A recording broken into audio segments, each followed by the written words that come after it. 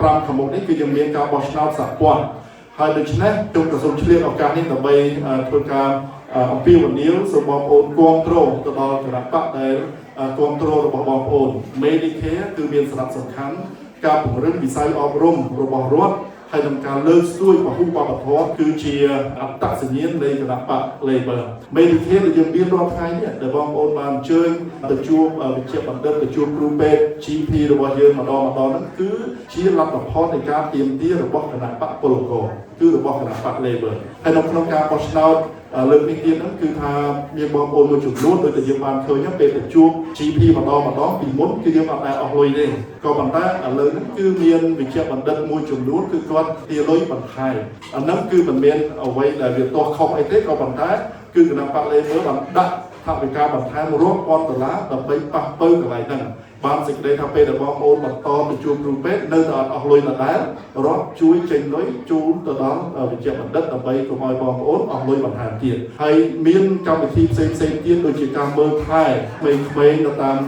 child care តាមអីហ្នឹងគឺធ្វើម៉េចដើម្បីកុំឲ្យយើងជួយសន្សំថវិកាដើម្បីកុំឲ្យអស់លុយបន្ថែមទៀតនឹងហើយគឺជាអត្តសញ្ញាណគឺជា identity របស់គណៈបក Labor គឺបម្រើសហគមន៍ពហុវប្បធម៌ដែលមកតាំងទីលំនៅនៅក្នុងទីនេះហើយដូច្នេះគឺខ្ញុំសូមអំពាវនាវយើងគាំទ្រទៅដល់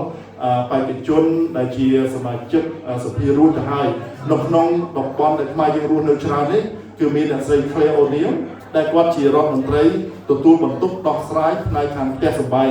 ហើយនឹងមានលោក Mark Dreyfus គឺចាប់ពីតំបន់ Spring Valley ចុះទៅក្រោមហ្នឹងគឺគាត់ជាអគ្គមេធាវីពាក្យថាអគ្គមេធាវីនេះគឺបានសេចក្តីថា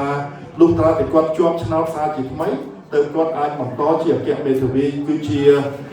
មេធាវីទី1នៅក្នុងប្រទេសតែម្ដងបានសេចក្តីថាជាមេធាវីប្រចាំរដ្ឋាភិបាលហើយនឹងមានលោក Julian Hill បងប្អូនដែលរស់នៅចាប់ពីតំបន់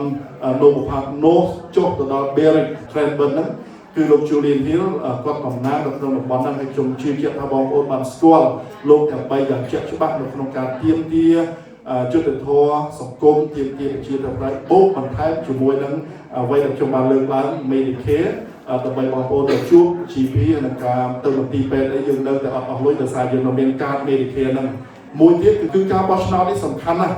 ហើយនេះមិនមែនជាការបន្លាចទេក៏ប៉ុន្តែគឺសូមបងប្អូនពិចារណាការបោះឆ្នោតមួយសន្លឹកមិនមែនជាការលេងសើចទេហេតុអីដូចយើងឃើញនៅអាមេរិកនៅពេលដែលអ្នកមានមិនមែនជាអ្នកមានធម្មតាទេគឺជាមហាសេដ្ឋីពិភពលោកចូលកាន់អំណាចហើយយើងឃើញអ្វីដែលបានកើតឡើងគឺកាត់កញ្ចក់ថវិកាបងប្អូនដែលធ្លាប់ស្ដាប់ VOA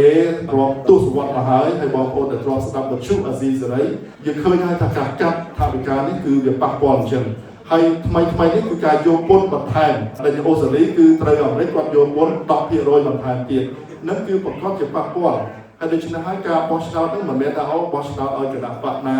អ្នកណាឡើងទៅក៏បានដែរគេកាន់ចង្កូតជាប្រទេសប្រជាធិបតេយ្យមិនមែនអញ្ចឹងទេពីព្រោះថាអត្តសញ្ញាណរបស់គណៈបកមួយគឺគេមានច្បាស់លាស់របស់គេទី1គឺគណៈបកដែលបម្រើប្រជាជនហើយទី2ទៀតគឺគណៈបកដែលគិតពីសេដ្ឋកិច្ចក៏ប៉ុន្តែមិនបានផ្លឹងផ្លែកអំពីការអភិវឌ្ឍបម្រើទៅដល់សហគមន៍ដូច្នេះនៅក្នុងការចូលរួមថ្ងៃនេះខ្ញុំសូមពាវនាវដល់បងប្អូនគឺយើងធ្វើការបោះឆ្នោតគ្រប់គ្រងគណៈបកដែលគ្រប់គ្រងដល់បងប្អូនវិញដល់សហគមន៍របស់យើង